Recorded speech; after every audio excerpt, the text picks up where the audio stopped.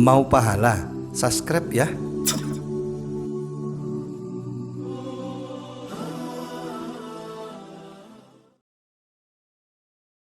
Assalamualaikum warahmatullahi wabarakatuh. Alhamdulillahirabbil alamin. Wassalatu wassalamu ala asyrofil anbiya'i wal mursalin Sayyidina Muhammad wa ala alihi wa sahbihi ajmain. Sahabat LDMI yang berbahagia, alhamdulillahirabbil alamin. Hari ini kita masih bisa bersama-sama berjumpa tentu saja pada kegiatan rutin kita, yaitu kajian fikih, dan hari ini bahasannya adalah mengenai satu gerakan ini saja bisa membatalkan sholat. Nah, tentu kita bertanya-tanya, gerakan apa yang bisa membatalkan sholat? Nah, satu gerakan ini. Nah, dalam hal ini akan langsung disampaikan oleh pemateri kita, yaitu Ustadz Haji Muhammad Mus'ab LC PGD. Kepada beliau kami persilakan. Ustaz. Bismillahirrahmanirrahim. Walhamdulillahi wa kafa wassalatu wassalam ala nabiyyina al-mustafa wa ala alihi wa ashabihi wa man iktafa asarahu ila yaumiddin, amma ba'du. Alhamdulillah, bersyukur kepada Allah Subhanahu wa taala. Salat dan salam tak lupa senantiasa kita curahkan, kita sanjungkan kepada Nabiyuna Muhammadin sallallahu alaihi wasallam, dan juga kepada keluarganya, sahabatnya, istri-istrinya, dan semoga kita sebagai umatnya kelak tetap menjadi umat yang istiqamah mengikuti sunnah-sunnah beliau sampai akhir hayat kita kelak. Amin ya rabbal alamin. Sahabat LDMI yang dimuliakan Allah Subhanahu wa taala dimanapun Anda berada, kembali lagi bersama kami Ustaz Muhammad Mus'ab dan juga Mbak Diki. Kita akan membahas pada kajian kali ini tentang fikih, dan kali ini melanjutkan kajian-kajian kemarin, yaitu kita masih dalam tema besarnya adalah tentang hal-hal yang membatalkan sholat, baik itu gerakan, ucapan, dan lain-lain. Pada pertemuan sebelumnya kita sudah membahas tentang ucapan-ucapan atau kalimat-kalimat atau suara-suara yang keluar dari seorang musolli, seseorang yang sholat, yang mana ucapan-ucapan itu membatalkan sholat. Bagi yang ingin lihat detailnya seperti apa, silakan untuk lihat di channel Lembaga Dakwah Ma'had Izzuddin tentang suara-suara atau ucapan yang bisa membatalkan sholat. Hari ini kita akan fokus membahas tentang gerakan. Nah, dari kemarin suara, sekarang gerakan. Gerakan apa sih yang lalu bisa membatalkan sholat seseorang? Biasanya yang kita ketahui, gerakan yang membatalkan sholat itu contohnya adalah gerakan yang banyak, Ustaz, gerak 3 kali. Nah, itu mungkin yang beredar ataupun yang kita tahu, masyarakat umum tahu bahwa kalau sudah bergerak lebih dari 3 kali atau bergerak 3 kali maka batal sholatnya. Jadi ketika orang lagi sholat bergerak 3 kali di luar gerakan sholat, maka batal sholatnya. Nah, kali ini kita akan bahas lebih detail gerakan 3 kali seperti apa, atau gerakan seperti apa yang sebenarnya lalu bisa membatalkan sholat kita. Seperti biasa kita bacakan dulu matan dari Shafwatul Zubat karangan Ibnu Ruslan rahimahullah ta'ala. Bismillahirrahmanirrahim. Qala al-musannifu rahimahullah, wa fi'luhul katsiru law bisahwi mislu muwalati thalathi khatwi wa wasbatin tafhushu. Nah, beliau menyampaikan, Ibnu Ruslan rahimahullah menyampaikan bahwa patokan atau syarat yang menjadi pembatal, syarat gerakan yang membatalkan sholat itu ada 5. Syarat gerakan yang membatalkan sholat itu ada 5. Jadi lalu tidak semua gerakan yang dilakukan dalam sholat itu di luar rukun sholatnya ya, itu membatalkan sholat. Tapi ada 5 syaratnya sampai gerakan itu bisa membatalkan sholat seseorang. Yang pertama, sahabat LDMI yang Allah Subhanahu wa taala, adalah gerakan itu harus al-katsir, lalu al-muwalah, lalu juga setelah al-muwalah yaitu bi'udwin kabir, terus la ala wajhil hajah atau la hajah ilaih, terus ala ghairi wajhil aib. Ini 5 syaratnya dalam bahasa Arab. Kita bahas satu-satu. Yang pertama adalah fi'luhu al-katsir. Gerakannya itu harus banyak. Nah, patokan banyak di sini. Jadi yang pertama banyak, yang kedua mualah itu mesti berturut-turut, yang ketiga bi'ud bin kabir dengan anggota badan yang besar. Lalu yang keempat itu adalah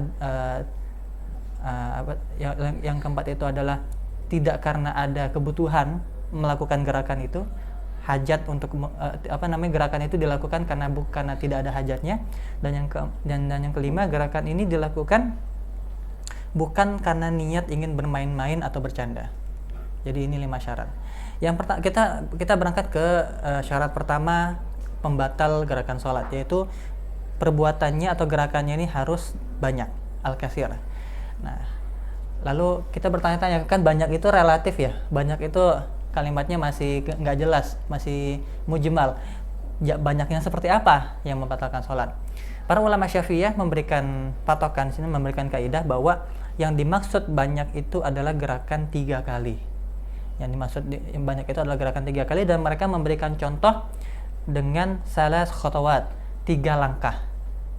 Jadi yang diberikan contoh oleh para ulama Syafi'i adalah gerakan banyak itu contohnya adalah 3 langkah kaki, 3 kali melangkah, 1, 2, 3. Nah, itu yang disebutkan gerakan yang membatalkan sholat.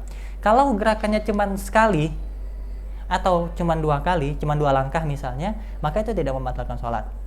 Karena itu kita lihat kadang ada orang yang ketika misalnya di depannya ada shaf yang kosong, misalnya ada orang yang batal di depannya, lalu ada shaf yang di depannya kosong, maka kita lihat ada beberapa orang yang dia itu bergeraknya 2 kali, 2 langkah. 2 langkah belum sampai, nunggu agak lama berhenti, baru melangkah lagi. Itu karena dia mengetahui bahwa yang membatalkan itu gerakan 3 kali. Nah, namun 3 kali ini juga bukan patokan. Tidak lantas selalu orang yang bergerak sebanyak 3 kali dalam sholat dan gerakan tersebut terpisah-pisah. Misalnya sekali dia gerak melangkah kaki ke sini, sekali lagi dia gerak ketika diri dia gerak seperti itu, ketika dia rukuk lalu dia bergerak lagi bagian tubuh yang lain di luar gerakan sholat. Itu tidak lalu lantas diakumulasi atau ditambahkan, oh ini kamu sudah 3 kali bergerak dalam sholat, berarti batal sholatnya. Enggak, karena ada syarat kedua, yaitu gerakan tersebut harus berturut-turut, mualah. Gerakan tersebut harus berturut-turut dan tidak berjeda. Dalam artian 3 langkah yang dicontohkan tadi memang 3 langkah langsung, 1, 2, 3 berjalan sekaligus. Tetapi makanya seperti orang tadi, apabila gerakan tersebut itu tidak berturut-turut, misalnya orang bergerak 1 langkah, lalu setelah mungkin sekitar jeda sedetik 2 detik dia melangkah lagi, itu tidak, lalu gerakan itu tidak disebut membatalkan sholat karena tidak berturut-turut. Jadi gerakannya harus banyak dan banyaknya itu juga berturut-turut. Itu syarat yang kedua. Yang bikin kesel kayak ini Ustaz, misalnya itu sholat berjamaah tengah kosong, yang kiri, yang sebelah depan ini tidak geser-geser dia ya. Yang kita baru 2 langkah dia geser, jadi kita mundur lagi. Mundur lagi. Begitu mundur lagi, ternyata yang belakang ada yang ngisi ya. Itu pernah terjadi. Laju udah dapat sama. Agak laju yang itu mundur. Ya itulah. Itu ini kita baru sampai di syarat kedua ya, bahwa yang bergerak itu banyak itu 3 kali, lalu 3 kali itu pun dilakukan secara berturut-turut. Kalau dilakukan secara terpisah atau ada jeda waktu antara gerakan 3 kali itu dengan gerakan selanjutnya, maka dia tidak membatalkan sholat.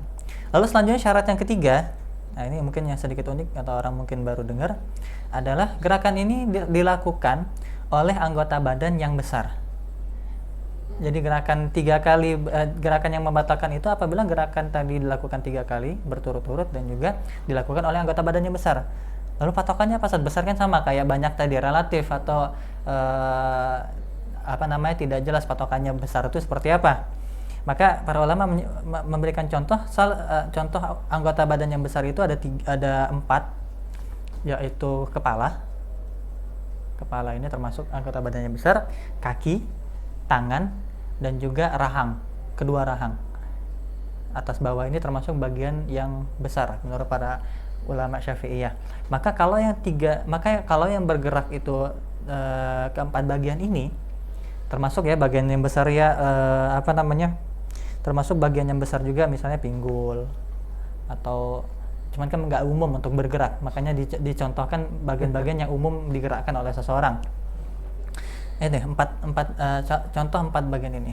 Lalu jadi kalau 4 bagian besar ini yang bergerak, atau udhun kabir tadi atau bagian badan yang besar tadi yang bergerak, baru yang batal. Kalau anggota badan yang kecil, bagian-bagian badan yang kecil dicontohkan seperti ujung jari,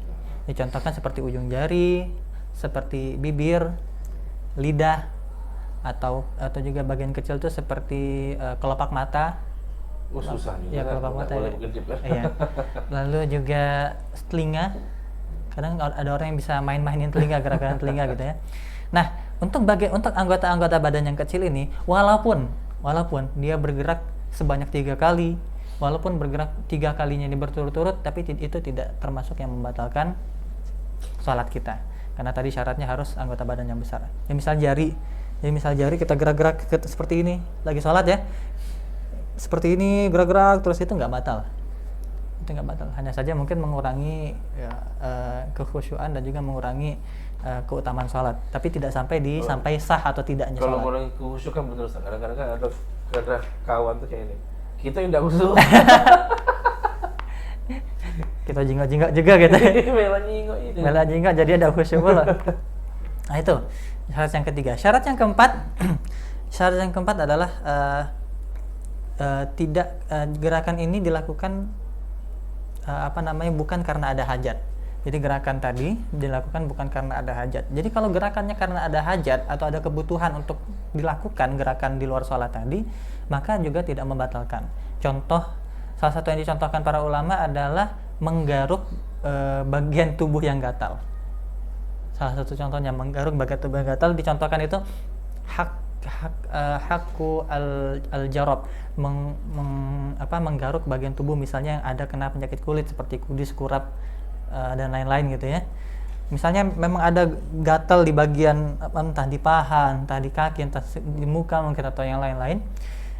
Lalu dalam sholat dia menggaruk bagian tersebut karena di situ ada hajah. Mungkin kalau misalnya nggak dia garuk, nambah nggak khusyuk sholatnya.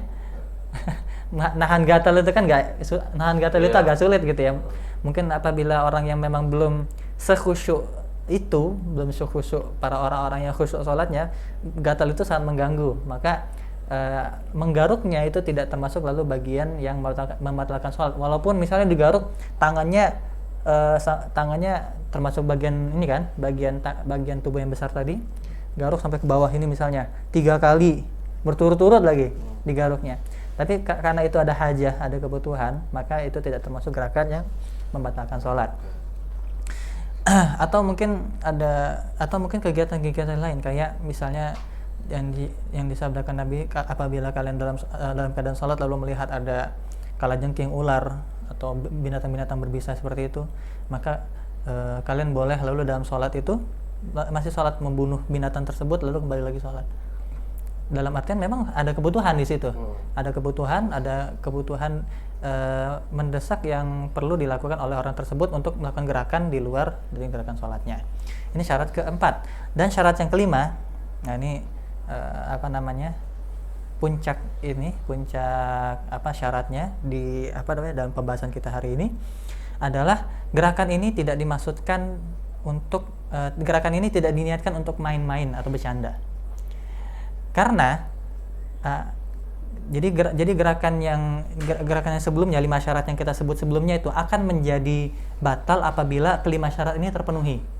Mulai dari harus banyak 3 kali, lalu berturut-turut, lalu menggunakan anggota badan yang besar, lalu tidak karena ada kebutuhan, dan juga bukan karena niatnya main-main.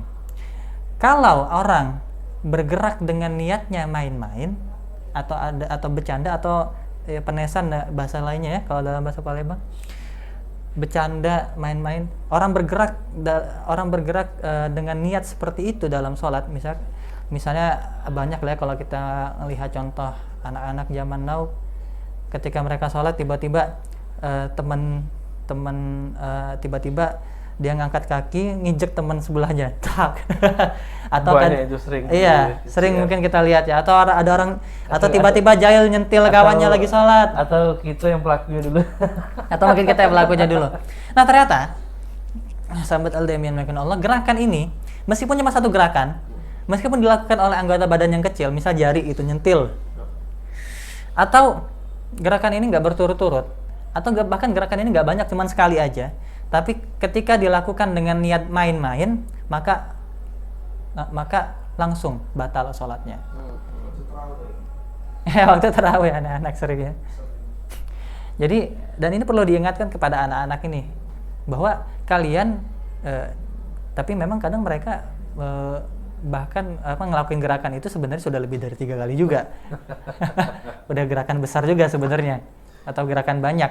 Cuman yang perlu diingatkan bahwa melakukan gerakan kecil apapun, kalau disengaja, ya. Kalau dengan niatnya bercanda, main-main, maka itu langsung otomatis membatalkan sholatnya.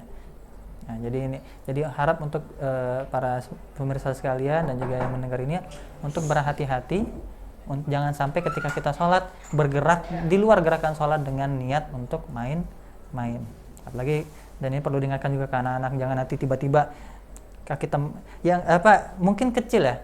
Kadang itu kalau anak lihat, dan juga pengalaman masa kecil dulu ya, ngeliatin teman-teman itu nggak sampai kaki ngangkat, enggak, jari kaki. Yang entik kaki gitu ya. Iya.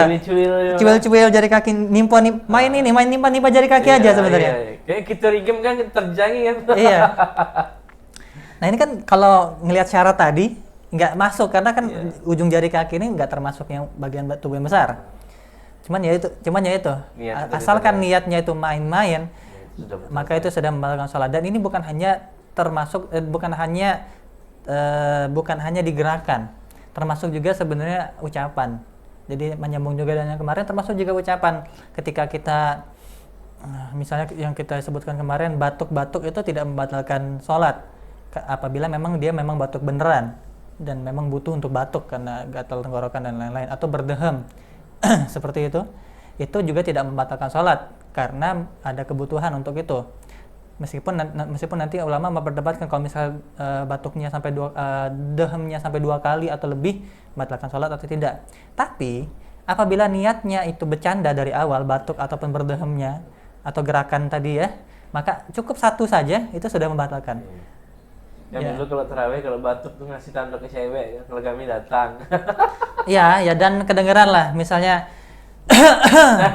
Itulah ya, tanda kenyataannya. Ya, makanya maka daripada itu melakukan gerakan apapun dalam sholat atau suara apapun dalam sholat dengan niat main-main, maka itu sudah otomatis akan membatalkan sholatnya. Maka jaga niat kita jangan sampai main-main dalam sholat. Itu. Lalu selanjutnya beliau memberikan contoh lain, salah satu gerakan yang membatalkan sholat itu adalah wasbatin tafhush. Wasbah itu artinya melompat. Jadi melompat itu juga termasuk salah satu gerakan yang meskipun cuma satu gerakan ya, tapi itu membatalkan sholat. Melompat dalam artinya memang benar-benar melompat. Apa istilahnya? Nyapui Ustaz. Ya tanpa hajat. Ya, di sini dimasukkan tanpa hajat, tanpa kebutuhan. Lompat yang memang benar-benar yang enggak tahu. Mungkin antum pernah nonton video ada orang yang mungkin dia buat videonya main-main gitu ya. Jadi ketika sholat dia salto ke belakang. Oh iya. Itu termasuk. Sempat viral itu termasuk. Kalau lakukan gerakan itu hati-hati, itu batal sholatnya. Itu batal sholatnya kalau seperti itu. Salto. Dan dicontohkan oleh para ulama termasuk gerakan melompat itu seperti kalau kita mukul yang benar-benar kayak mukul apa ya? Benar-benar mukul yang benar-benar niat sampai menggerakkan seluruh badan terus sampai seperti itu, sampai memang badan kita melompat ke depan semua, itu juga termasuk gerakan. Oke, ini diantara gerakan-gerakan yang membatalkan sholat. Lalu selanjutnya beliau melanjutkan bukan hanya gerakan lalu yang membatalkan sholat. Wal mufattiru wa niyatus sholati itughayyiru. Di antara yang membatalkan sholat berikutnya adalah al-mufattir. Al-mufattir ini maksudnya adalah yang membatalkan. Membatalkan apa? Yang membatalkan puasa. Jadi para ulama bersepakat bahwa apapun yang membatalkan puasa itu juga membatalkan sholat. Jangan. Makan, Oh iya. minum, Jelas itu. berhubungan suami istri. Iya, Ya, wajar. ini ya apa namanya hal-hal yang membatalkan. Jadi hal-hal yang membatalkan puasa itu juga disepakati membatalkan sholat juga apabila dilakukan di dalam sholat. Tapi ada sedikit perbedaan. Ada sedikit perbedaan antara sholat dan puasa di sini. Kalau orang puasa ketika dia makan banyak, ketika dia makan atau minum lupa, maka tidak batal puasanya. Ketika dia makan atau minum karena lupa. Akan tetapi orang yang sholat, apabila dia makan, ini ada perbedaan. Apabila orang sholat ini makan dan minum sedikit dalam sholat karena lupa, maka itu tetap tidak batal sholatnya. Tapi apabila dia makan dan minum banyak dalam sholat, meskipun lupa maka tetap batal sholatnya. Berarti itu pernah terjadi berarti saat itu dulu ya? Iya, memang. Baru ada yang rutin sholat, haus sampai dulu. Mungkin ya, wallahu alam, Pak. Kejadian seperti apa, meskipun hampir jarang ketemu. Tapi seperti itu kita jelaskan hukumnya. Kalau dikit, batal. Misalnya kan kayak orang lagi makan ada sisa-sisa. Oh, kategori C itu. Mungkin ya kategorinya ada sisa-sisa makanan dalam mulut. Dia nyicip, lalu dia nelan. Sebutir udah. Bisa jadi mungkin tapi nggak tahu juga gimana caranya orang lupa pas sholatnya. Mungkin orang pas sholat malam kali ya, benar-benar sampai lama sholatnya, terus pas duduk ada makanan di sampingnya, haus minum, nah itu mungkin. Tapi seperti itu. Jadi termasuk yang membatalkan sholat adalah apa yang membatalkan puasa. Dan juga di antara yang membatalkan sholat adalah perubahan niat. Ketika dalam sholat dia merubah niatnya, maka itu juga membatalkan sholat. Misal lagi sholat zuhur, di tengah-tengah sholat udah rakaat keempat dia merubah niat ke sholat asar, itu membatalkan sholat. Jadi jangan merubah niat ketika kita sholat. Kalau misalnya dia niatnya sholat zuhur, ternyata dia baru menyadari di tengah-tengah sholat itu, wah ini kan sudah jam asar, jam 4. Itu juga berarti sholatnya dibatalkan atau nggak ganti niat, Zat? Sholatnya dibatalkan, karena kalau ganti niat maka akan batal sholatnya tadi. Kecuali hanya satu jenis sholat saja yang jadi sholatnya tidak batal, yaitu dari sholat fardu diniatkan ganti ke sholat sunnah mutlak atau sholat sunnah muqayyad. Sholat sunnah muqayyad itu sholat sunnah yang ada jenisnya, sholat duha, sholat tahiyatul masjid dan lain-lain, diganti niatnya ke sholat sunnah mutlak, itu yang nggak batal satu-satunya. Dari fardu ke sunnah mutlak atau dari sunnah muqayyad ke sunnah mutlak. Dan ini agak panjang detailnya, dan ini bukan tempatnya sunnah untuk muqayyad ke sunnah mutlak ya. Berarti nggak bisa dari mutlak ke muqayyad. Nggak bisa. Dan ini agak panjang detailnya kenapa seperti itu, akan kita bahas di pembahasan mungkin yang lain kali. Lalu juga sebagai penutup beliau menyampaikan wa yubtilus sholata tarku ruknin au fawatu syartin min syurutin qad madaw. Jadi membatalkan sholat juga adalah meninggalkan rukun dan juga kelewatan salah satu syarat sah sholat itu akan membatalkan sholat. Jadi kelewatan satu saja rukun atau kelewatan satu saja syarat sah itu juga membatalkan sholat seseorang. Dan itulah pembahasan kita kali ini tentang hal-hal yang membatalkan sholat. Mudah-mudahan bisa bermanfaat kepada pemirsa sekalian. Baik, terima kasih kepada Ustaz Haji Muhammad Mus'ab yang telah menyampaikan materinya. Jadi itu tadi satu gerakan yang bisa membatalkan sholat kita, apapun sholat kita yang kita kerjakan. Mudah-mudahan setelah penyampaian dari beliau tadi kita bisa memahami bahwa gerakan-gerakan seperti itu ternyata bisa membatalkan sholat kita. Tentu yang sudah tahu bisa kembali murojaah, dan yang baru tahu kita bisa menjadikan ini sebagai ilmu yang baru, informasi yang baru untuk kita semua. Baik sahabat LDMI yang berbahagia, demikian pertemuan kita pada pagi hari ini. Mudah-mudahan Allah Subhanahu wa taala merahmati kita semua. Amin ya rabbal alamin. Wassalamualaikum warahmatullahi wabarakatuh. Waalaikumsalam.